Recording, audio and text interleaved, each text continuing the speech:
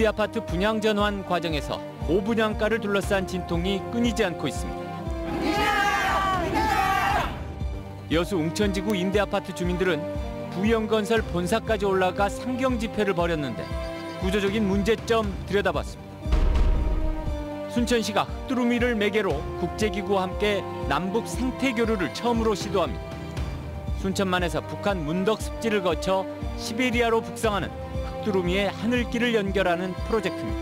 남북이 함께 새들의 보금자리인 습지를 보장하고 전남과 광주가 통합 논의를 시작하기로 했지만 양측의 비전에 미묘한 차이가 감지됩니다. 광주시는 전격적인 행정통합을, 전라남도는 그 전 단계로 경제통합을 구상하고 있습니다. 지역 대학들도 전면 대면 수업에 들어갔습니다. 하지만 마스크를 써야 강의를 들을 수 있고 강의실에서는 옆자리를 비워야 합니다. 여러분 안녕하십니까? 화요일 밤 여수 MBC 뉴스데스크 시작합니다. 임대아파트 고분양가 논란이 끊이지 않고 있습니다. 지난해 여수 중림지구에 이어 이번엔 웅천지구에서도 불거졌는데 진통이 예사롭지 않습니다. 입주민들은 사업자인 부영 측이 무주택 서민들의 사정을 고려하지 않은 채 폭리를 취하려 한다며 반발하고 있는데요. 단발 처방보다 근본적인 제도 개선이 필요한 상황입니다. 오늘 첫 뉴스 문영철 기자입니다. 서울에 있는 부영 본사 앞에서 시민들이 현수막을 들고 집회를 벌입니다.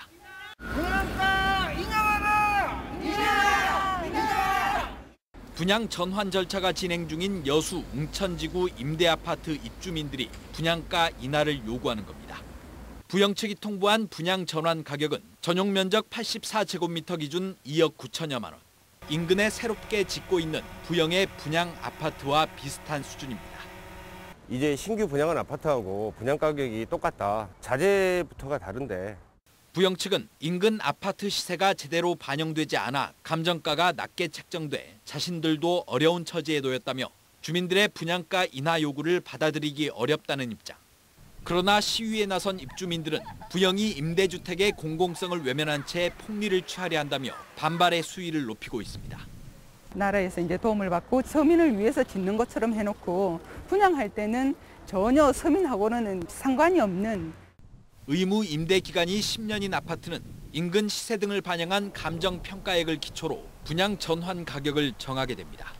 여수 웅천지구와 같이 전반적으로 집값이 크게 상승한 경우에는 평가액도 높아져 사업자는 큰 수익을 얻는 대신 입주민들의 부담은 늘어날 수밖에 없습니다.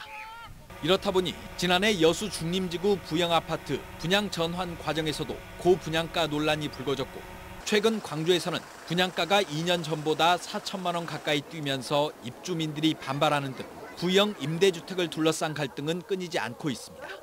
현재까지 아무런 부영 측에서는 답이 없고 희망을 갖고 있었는데 또 기회가 박탈되기 때문에 너무 상심하고 있습니다.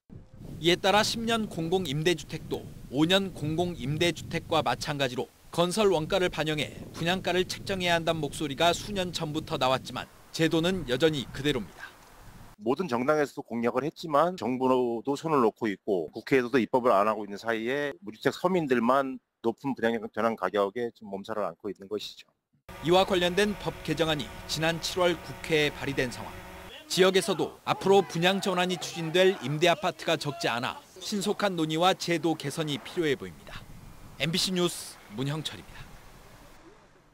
네, 오늘 지역도 기온이 큰 폭으로 떨어져서 쌀쌀한 날씨를 보이고 있습니다. 오늘 순천 지역 아침 최저 기온이 1.5도, 영암 2.4도 등 대부분 지역 기온이 어제보다 5, 6도 정도 떨어졌으며 낮 최고 기온도 10도 안팎에 머물렀습니다.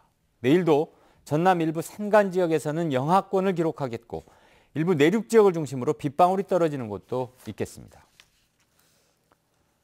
올겨울 순천만 흑두루미를 인공위성으로 추적해서 이동 경로를 연구한다는 소식 전해드렸는데요.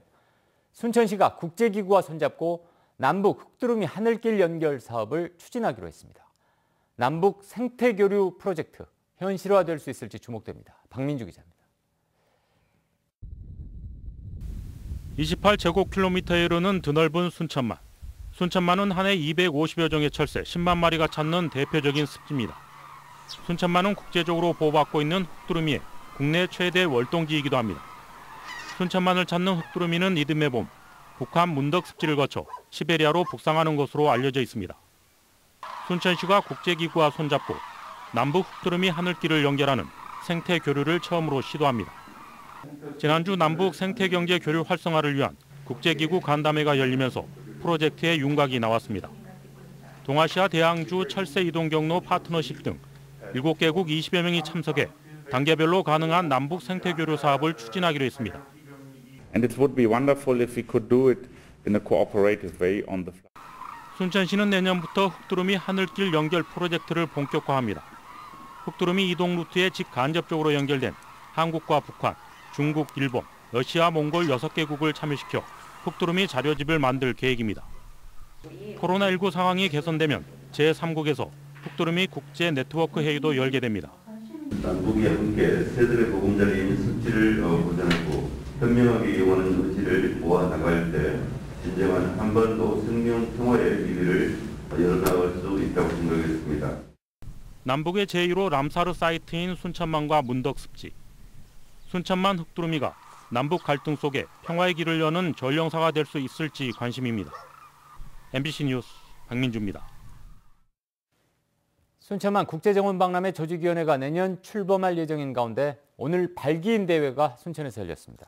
전라남도와 순천시는 오늘 순천만 국제습지센터 컨퍼런스홀에서 2023 순천만 국제정원 박람회 전담기구인 재단법인 순천만 국제정원 박람회 조직위원회 설립을 위한 발기인 대회를 가졌습니다. 전라남도와 순천시는 조직위원회 설립 취지문과 정관, 사업계획 등 6개 안건을 채택하고 내년 1월 조직위원회를 출범하기로 했습니다. 2023 순천만 국제정원 박람회는 오는 2023년 4월 22일부터 6개월간 순천만 국가정원과 도심 일원에서 개최될 예정입니다. 전남 지역 대학들도 이번 주부터 전면적인 대면 수업에 들어갔습니다. 대학 캠퍼스는 오랜만에 활기를 되찾은 모습이었지만 코로나 발생 우려에 예년과는 다른 풍경도 눈에 띄었습니다. 김윤 기자가 취재했습니다. 봄, 여름이 다 지나고 낙엽 지는 계절이 돼서야 대학 캠퍼스가 문을 열었습니다. 캠퍼스는 강의실을 찾는 학생들의 발길로 분주해졌지만 강의실 풍경은 예전과 달라졌습니다. 강의실 출입은 출입자 등록과 발열 검사를 받아야 들어갈 수 있게 됐습니다. 강의실에서도 옆자리를 비우고 마스크를 써야 강의를 들을 수 있습니다. 강의실도 수강 인원이 30명 이하만 대면 수업이 가능하도록 했고 30명이 넘을 경우 수강 인원의 3배가 넘는 규모의 강의실을 확보하도록 했습니다. 도서관 출입이 까다로워졌지만 모처럼 책을 읽는 학생들로 제 모습을 찾았습니다. 건물별 또는 강의실별 이런 방역 관리를 철저히 기하고 있고 혹시라도 있을 수 있는 상황에 대해서는 다각도로 저희가 관찰을 하면서 대처를 하고 있습니다. 코로나 이전과 다른 여러모로 불편한 상황이 이어졌지만 10개월 만에 열린 대학 캠퍼스는 활기가 넘쳤습니다. 네, 날씨도 좋고 이제 코로나 사태 때문에 집에만 있었는데 학교 나오니까 기분이 좋은 것 같습니다. 간만에 친구들도 보고 교수님 수업도 목소리 듣고 얼굴 보고 할 수 있어서 더 집중도 잘 되고 좋았어요. 산발적인 코로나 집단 감염이 이곳저곳에서 발생하고 있는 가운데 대학 캠퍼스는 긴장 속에 전면 대면 수업에 들어갔습니다. MBC 뉴스 김윤입니다. 체육 시간에 학교 안전사고가 가장 많이 발생하는 것으로 나타났습니다. 전라남도 교육청에 따르면 지난해 전남 지역 유치원과 초중고등학교에서 발생한 안전사고 2,900여 건 가운데 27.9%인 810건이 체육 수업 시간에 발생했습니다. 이어 휴식 청소 시간이 21.6%, 점심시간 18.4%, 수업 시간 13.5% 순으로 나타났습니다. 발생 원인은 물건과 충돌 등 물리적 힘 노출이 829건으로 가장 많았고 낙상, 사람과 충돌이 뒤를 이었습니다. 도로가와 주택의 사고 위험이 있어 보입니다.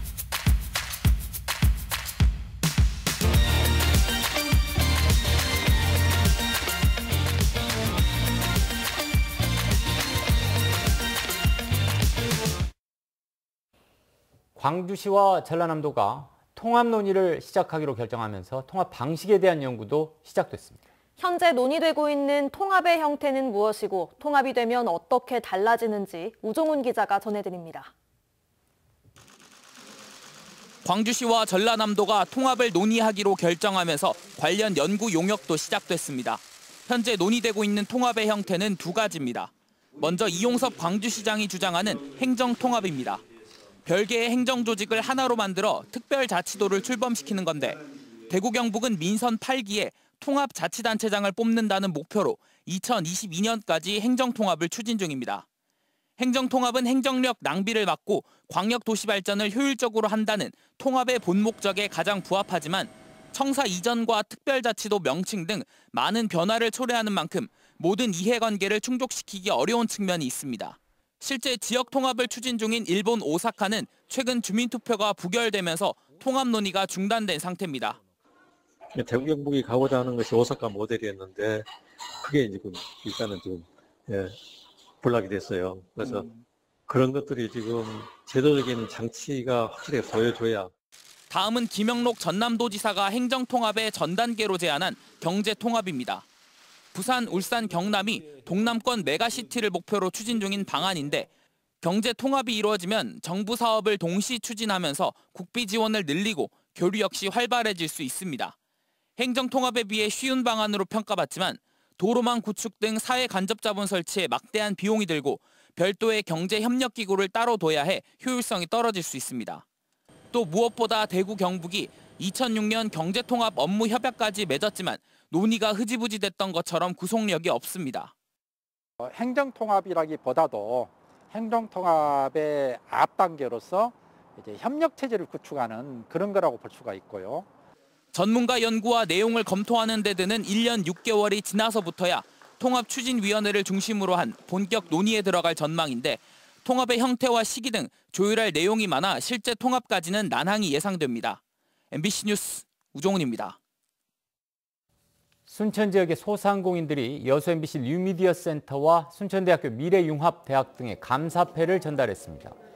순천 소상공인연합회는 오늘 문화예술회관에서 열린 소상공인 날 기념식에서 코로나19 상황 속에 착한 소비를 진작할 수 있는 다양한 협력 방안을 이끌어내준 두 기관에 감사의 뜻을 표했습니다. 여수시 주민자치협의회가 시청사 별관 증축과 여문지구 활성화 사업의 조속한 추진을 촉구했습니다. 협의회는 오늘 입장문을 통해 시청사가 분산돼 공무원과 주민들이 불편을 겪고 있으며 여수의 장기적인 발전을 위해 청사 별관 증축이 필요하다고 주장했습니다. 협의회는 또 여문지구에 이청사를 복원하고 해수청을 이전한다고 해서 상권이 되살아날지 의문이라고 밝혔습니다. 수십 차례 고의로 사고를 내고 보험금 1억여 원을 갈취한 일당이 붙잡혔습니다. 전남지방경찰청 교통범죄수사팀은 지난 2018년 6월부터 올해 5월까지 광주와 영광 일대에서 고의 교통사고를 낸 뒤 보험회사 6곳으로부터 1억여 원의 보험금을 챙긴 20살 A씨 등 30명을 보험사기 특별법 위반 혐의로 불구속 입건했습니다. 동네 선후배 관계인 A씨 등은 서로 짜고 고의로 교통사고를 내는 등 모두 18차례 교통사고를 낸 뒤 보험금을 편취한 혐의를 받고 있습니다. 전남도 의회가 후쿠시마 방사능 오염수를 해양에 방류하려는 계획을 철회하라고 촉구하는 내용의 결의안을 채택했습니다. 전남도 의회는 결의안에서 일본 정부의 방사능 오염수 방류 이후 전남의 수산업 피해 발생이 예상된다며 오염수 방류 계획은 국제사회를 무시하고 안전에 역행하는 무자비한 행동이라고 밝혔습니다. 전라남도 의회가 국회에 고향사랑 기부금법의 제정을 촉구하는 성명을 발표했습니다. 전남도 의회는 오늘 고향사랑 기부금법이 지방도시의 고질적인 세수 감소 문제에 현실적인 해법이 될 수 있는데도 10년 넘게 국회의 문턱을 넘지 못하고 있다고 주장했습니다. 특히 고향사랑 기부금제의 도입은 문재인 대통령의 후보 시절 공약이었고 이낙연 전 국무총리 역시 도입의 필요성을 수차례 역설한 바 있다고 덧붙였습니다. 현재 고향사랑 기부금 법안은 지난달 22일 국회 행안위를 통과했고 법사위 심의와 본회의 의결을 앞두고 있습니다. 김종인 국민의힘 비상대책위원장과 국회의원들이 오늘 전남을 방문했습니다. 김종인 비대위원장과 동행 국회의원들은 오늘 오후 3시 전남도청에서 광역기초단체장 정책협의회를 열고 지역 현안을 파악했습니다. 이에 앞서 국민의힘 의원 등은 광주에서 학생 독립운동 기념식에 참석했습니다.